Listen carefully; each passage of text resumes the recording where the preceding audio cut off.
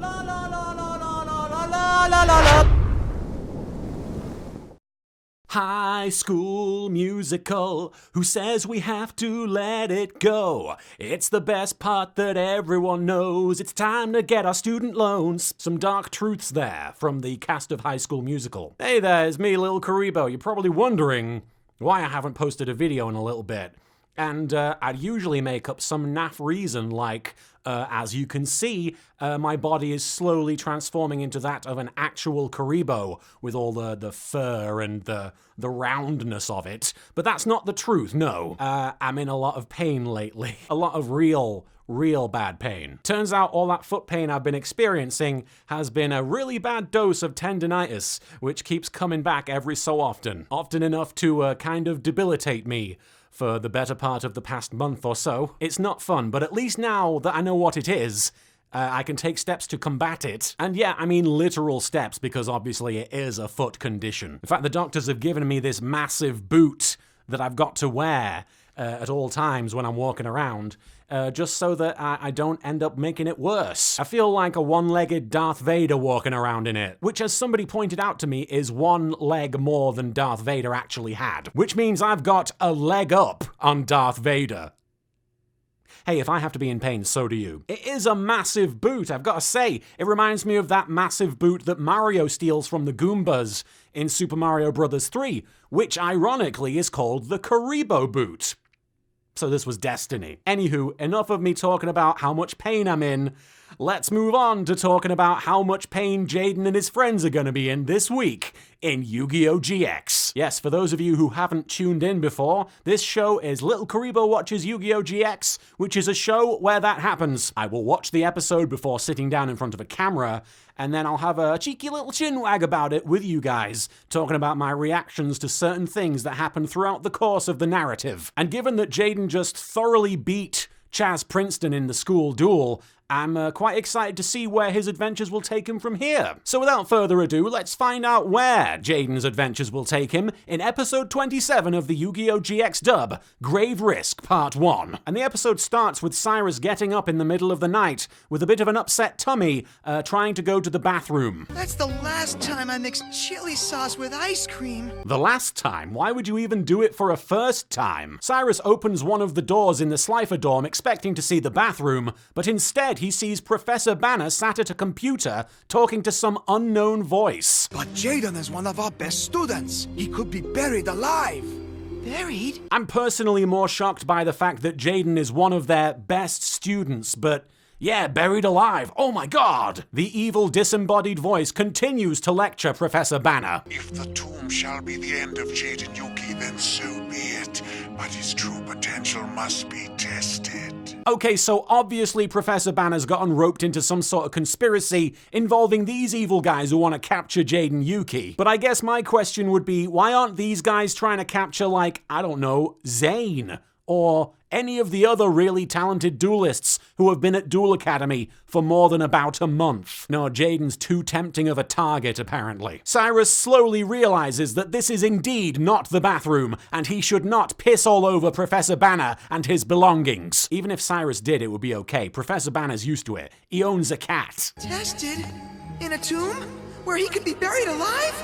Something tells me this test isn't midterms. Yeah, because those would be way more stressful than being buried alive. In the shadows, Pharaoh the cat is watching Cyrus from a short distance. Brah! Cyrus, get your own toilet. I already called dibs on Professor Banner's room. What if that computer that Professor Banner was talking to was just a cat-to-human translator, and he was talking to Pharaoh the cat the whole time? You are not here to ask why. You are here to obey.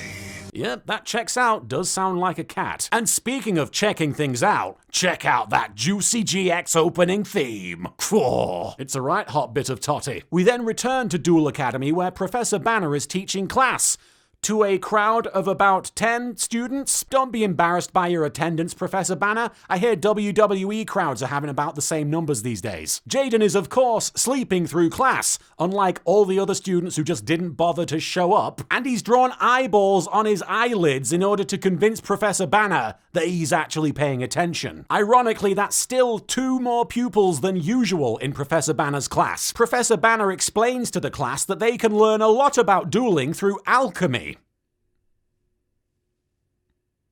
What? Yes, and then Professor Banner, while pouring an orange liquid into a flask, says that much like combining duel monsters will create something unique, combining compounds will also produce something interesting. I'm sorry, but unless the compounds have a fantastic arse, they're not the same. Pharaoh the cat sits in a nearby chair looking very neglected. Blah! You know, Professor, you could be combining my furry belly with cuddles to create a happy kitty. The flask of combined compounds explodes in Banner's hands. Well, now we know why most of his students don't show up to class. It's because they're busy recovering from 3rd-degree burns. Somehow Jaden sleeps through this while Cyrus and Chumley are shocked. Speaking of shocks, Chumley's in class. What the f***? Professor Banner collapses just in time for Jaden to wake up and ask what they learned today. Learn anything good today? Sure did. To duck. How many times have I told you, Cyrus, don't mention waterfowl to Jaden? He's just gonna try and get a golden egg witch out of it. Banner regains consciousness and explains that he's planning a little field trip to all 5 students who are actually attending his class. Meanwhile, Pharaoh the cat is sniffing the toxic fumes from the compounds that Banner combined. Man, I'm gonna get so high off of this. It's gonna be like when I fell into that bag of catnip. Brah. Jaden is excited by the prospects of where they could be going on this field trip. I'm, planning a little field trip.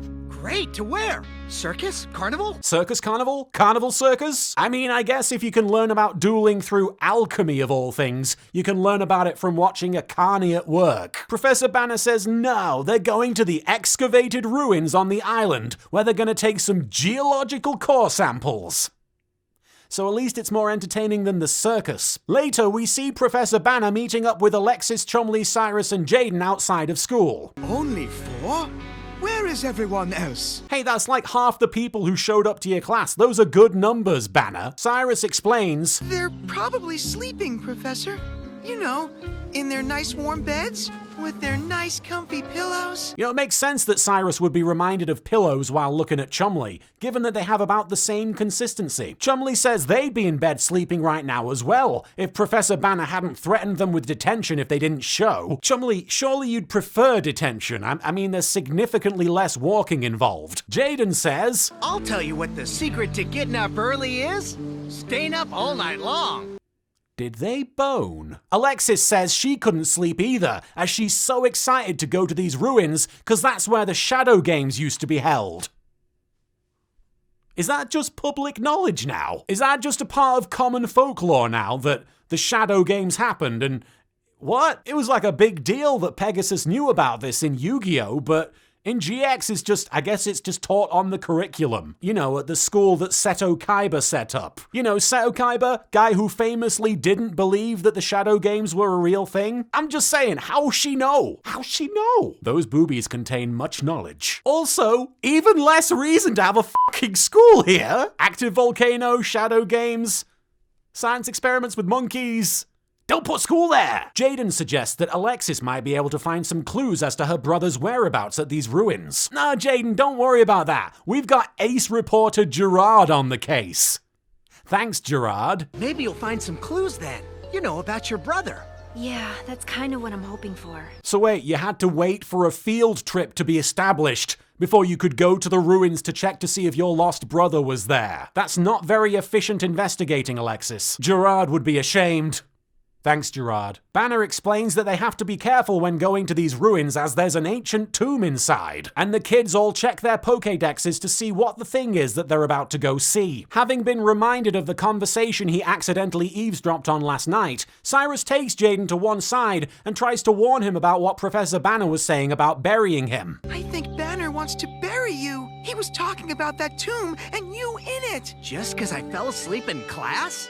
Does the school board know about this? Wait, is there a fucking school board, because whoever they are, they're seriously slacking with all these missing kids and all the other nonsense that happens at this school. Chilling out with the teachers on the school board. Missing students, yeah, they're gonna be ignored. Jaden brushes this aside as another chili sauce-induced nightmare. Stop putting chili sauce in things, guys! What did Chumley's dad leave you guys a life supply of chili sauce and you have to use it somehow? Anyway, the kids set off on the field trip toward the ruins. When they get there, they find out that these aren't just ruins, these are some extremely lewd ruins. Isn't it just amazing? I feel like I should have a filter effect on that archway or something. Nothing gets past Jaden. They look all ruined. That's because they're ruins. Jaden might as well just go back to the school now. He's learned all that he can learn. Professor Banner gushes about the state of the ruins around them. It's beautiful. You can still make out the faded remains of the Oculus. The faded remains of the Oculus? Did they play the Shadow games with VR technology? Oh, and the Fastigium, no doubt inspired by a Menemet of Sakura. Man, this field trip was going so well, and then you just had to bring Sakura into this, didn't you, Banner-sama Senpai Sansama? Kun! Jaden suggests that they chow down. So clearly this place is for shadow games and or picnicking. Banner reaches inside his satchel for his lunch, which he says is pizza. Meanwhile, Jaden is very jealous. You get pizza while we're stuck with whatever it is I'm holding? Oh shit. Professor Banner made the mistake of bringing Jaden on this field trip to learn about ancient culture when it turns out Jaden doesn't even understand his own culture. Also, I just want to point out, that's fucking funny. I mean, I can forgive it because even in the original Japanese, it would kind of make sense to me that Jaden wouldn't know what the hell that was. Too busy learning polymerization strategies to learn about the existence of rice balls. Banner continues rooting around inside his satchel for the pizza, only to find that Pharaoh the cat has snuck inside and devoured all of his food. But it also kind of looks like Pharaoh the cat has been snorting cocaine in there. Just call me Pra Face. Pra, man. First you get the power, then you get the money, then you get the cuddles. Hey Pharaoh the cat, where'd you get that scar? Eating rice balls? I'm a drug lord and a cat. As Banner and the students fight over who gets what food, Pharaoh the cat proves he is indeed the real main character of the show by walking a few feet away, digging for a moment, and immediately uncovering an ancient magical artifact. And the artifact lights up with a green magical energy, and beams of green light begin shooting out of the ground around them. And then the bloody sun splits into 3 separate suns. What are they on Tatooine's sister planet, Tathreen? Chumley declares this field trip to be licious. Can you decide if licious is a bad thing or not? You gotta make up your mind before we can add it to the list. I just want to point out that it looks like they're entering the shimmer from Annihilation. So if Oscar Isaac shows up and starts bleeding everywhere, don't be surprised. It would be par for the course on Academy Island either way, honestly. Winged Kuriboh pops up and mms at Jaden. And Jaden, who has obviously gotten used to getting mmed at by Bastion, can translate what Kuriboh's saying. What was that? We should run? If you needed a tiny hairy creature to tell you to run in this situation, then you don't have good survival instincts. If things weren't bad enough, lightning begins to strike all around them, so Banner tells them to head for safety. We'll find safety over in that sepulcher. What?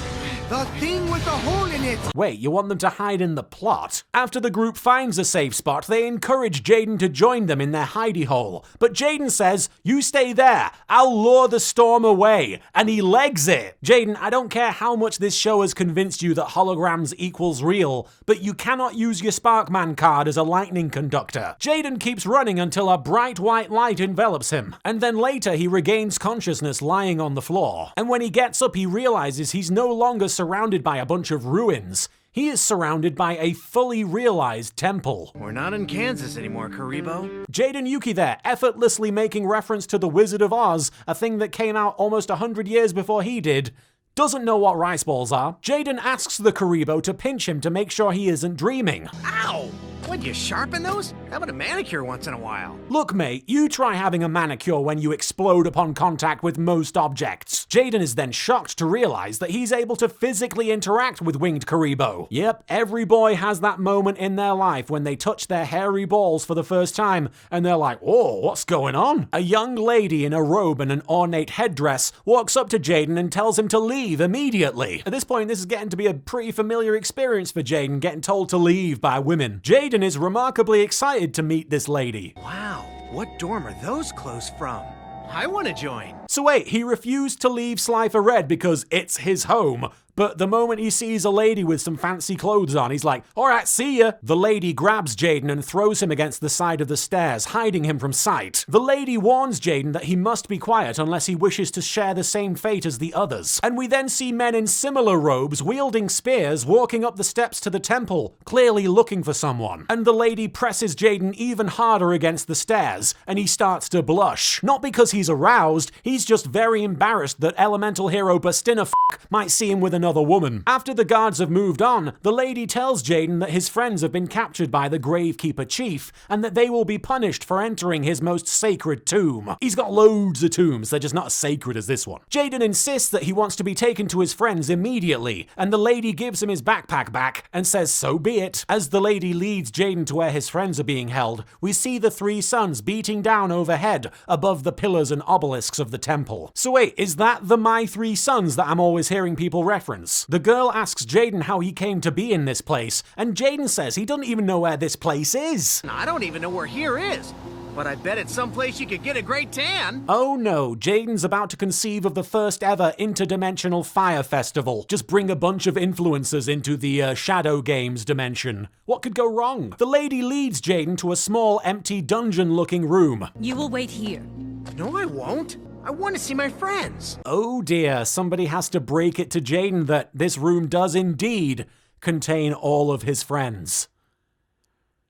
Nobody. After promising to find his friends, the lady leaves him all by himself. And after a short time of waiting, Jaden starts to get very impatient. But before Jaden can so much as attempt to begin to get his game on, he hears a familiar voice outside. Normal monster cards, counter traps, equip spells, ritual monster cards, and continuous traps. Fusion monster cards, continuous spells, effect monster cards.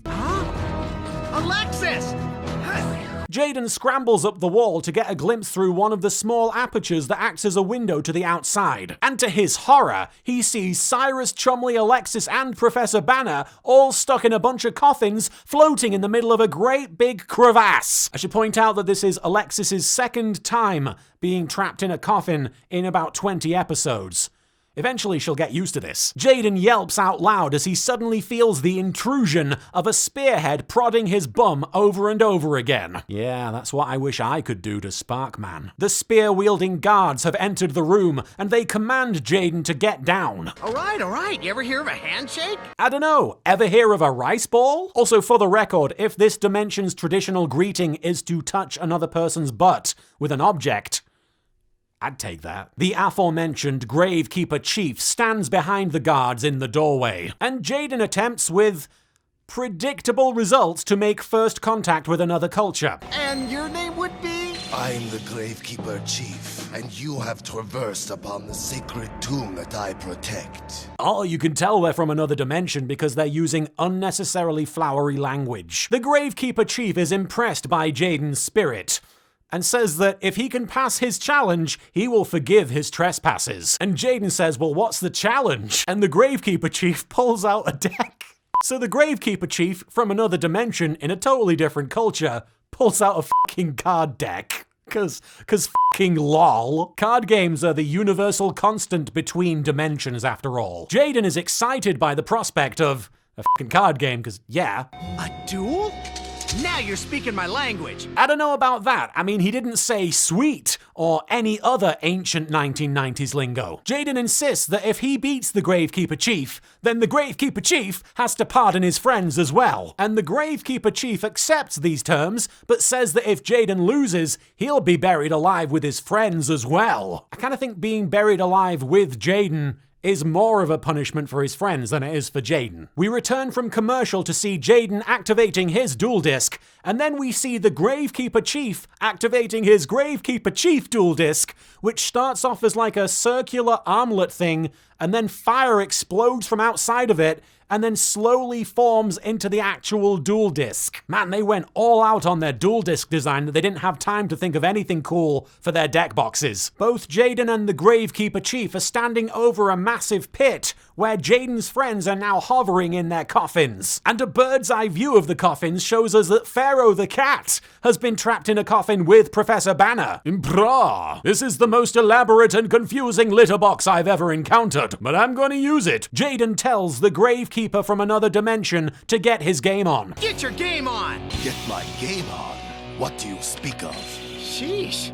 It's a figure of speech. You know, like slang. Oh yeah, they really picked the wrong away team for this first contact mission. Gravekeeper Chief starts things off by playing a card face down in defense mode, which is pretty shocking as he doesn't summon it in defense mode like everybody else has this turn. Not quite as shocking, of course, as the fact that the cards are floating in thin bloody air above the coffins in which Jaden's friends are contained. YGO leans over Jaden's shoulder and does some backseat dueling as Jaden summons elemental hero Bubble Man. And he's got some pop! Well, hopefully he doesn't have pop vinyl figures, cause those are deeply upsetting. Jaden uses Bubble Man's effect to draw 2 more cards, and he gets Bustina and Avion. And YGO uses one of its wings to cover up the unsightly mess that is elemental hero Bustina, leading the eye to stare at the more attractive and finally bummed elemental hero Avion. Gravekeeper Chief then summons Gravekeeper Spear Soldier, and Gravekeeper, what is it? I now summon, in attack mode, Gravekeeper's Guard! Carl? Gravekeeper's Guard! Yes, Carl. Gravekeeper Carl. And I should point out that both of these duel monsters are just guys that he had with him earlier. He just summoned a bunch of his co-workers to the field. I hope they get paid overtime for that. Gravekeeper Carl's effect allows Gravekeeper Chief to send one monster on the field back to its owner's hand. And so in a burst of red magical energy, he sends Bubble Man back to Jaden. Chumley is impressed by what he can make out of the duel. Ooh, red. That's not a good thing, chum. Yes, and that means it's not licious. Or it is. We're not quite sure what licious means anymore. Gravekeeper Carl attacks directly with Blazing Blade Strike. And Jaden is surprised by the fact that he can feel the effects of this card game. I felt that. This is real. Oh yeah, now that's weird. Never mind all the other times y'all have been acting like it's real. It's weird now. Now is the time that this is to be deemed weird. Gravekeeper's Spear Soldier then attacks with Lunging Spear Assault, and Jaden's life points drop to 1500. This causes Jaden to realize that this duel is about more than life points. It's about his life. So not as important as life points, in my opinion. He then also realizes that every time his life points drop, the coffin lids on his friends start to close. I'm claustrophobic. For real. Yeah, so am I. If it'll get me out of here. I'm telling you, man, detention was the obvious choice. It's a good thing Chumley has hidden packets of chili sauce all over his body in case of such an emergency. Having said that, that is going to make the experience significantly worse for everyone in his proximity. Jaden draws polymerization and uses it to fusion summon Flame Wingman. Wait, if the duel monsters are real in this dimension, then that means the butts are also real. Oh, I'm liking this dimension more and more the longer we spend time here. Flame Wingman takes out Gravekeeper Spear Soldier, and of course Flame Wingman's special effect means the Gravekeeper Chief loses as many life points as Gravekeeper Spear Soldier had attack points. And then Jaden summons Rottweiler in defense mode, and this time Rottweiler is summoned in defense mode, so much for that alteration. Gravekeeper Chief then puts Gravekeeper Carl into defense mode and then places a card in defense mode, and it is face down. What the hell is happening? Is placing a card in defense mode different than summoning it in defense mode? Why would you ever summon something in defense mode? I guess to lure people into a trap, but what? That's not a thing, right? Jaden condescends to the Gravekeeper Chief. Guess you don't know rule number 1 in duel monsters. Always make sure your monsters have massive bums? A good defense is a sweet offense. Oh, okay. And who better to teach you the rules than Flame Wingman? I mean, there is an actual duel monsters teacher in a coffin right below you guys, but yeah, Flame Wingman, Perfect guy to teach. Flame Wingman attacks and destroys Gravekeeper Carl. No, Carl! And Gravekeeper Chief's life points drop to 1200. After recovering from the attack, Gravekeeper Chief activates Pot of Greed. Yes, they have that meme in this dimension as well. And he summons Gravekeeper's Assailant in attack mode. And unfortunately, despite Gravekeeper's Assailant having ass in its name, you can't see it. Gravekeeper Chief then reveals his face-down monster that he placed on the field earlier, Gravekeeper's Curse. You know, I'm sensing a theme to this guy's deck. I mean, it's subtle, but it's there. Gravekeeper Chief explains that Gravekeeper Curse's effect does 500 points of damage to Jaden. And as Gravekeeper's Curse is channeling its energies to attack, Jaden says this. Worse than Chum snoring. What happened to if I lose, I will die? Gravekeeper Chief activates the spell card Necro Valley, and their surroundings start to magically shift and change into a dark and morbid valley with towering rock formations that dwarf them. Oh, it took them to a Dragon Ball Z fight scene. That's handy. Gravekeeper Chief explains that as long as Necro Valley is active, his Gravekeeper monsters will gain 500 attack and defense. And then he has Gravekeeper's Assailant attack Grave Wingman. Sorry, Flame Wingman. There's a few too many graves in this episode. Jaden is confused by the Gravekeeper Chief's attack, as even with Necro Valley, Flame Wingman seems to be stronger. But Gravekeeper Chief explains that Gravekeeper Assailant has a special ability where Gravekeeper Assailant can change his opponent's monster from attack to defense. So Flame Wingman switches to defense mode and kneels down, and Gravekeeper's Assailant appears behind him. Don't blame you, love. And then stabs him in the back. I can kind of blame you for that. After Gravekeeper's Curse successfully destroys Rottweiler, Jaden has this to say. Whoopsie, forget his special effect. When he is destroyed, I get 2 cards back from the grave, an elemental hero and polymerization. You have the wisdom of dirt. Hey, don't insult dirt. What's it ever done to you? Gravekeeper Chief goes on to explain that so long as Necro Valley's on the field, any effect involving the graveyard is nullified. The stakes of the duel slowly start to sink in for Jaden as the episode draws to a close. How did this happen?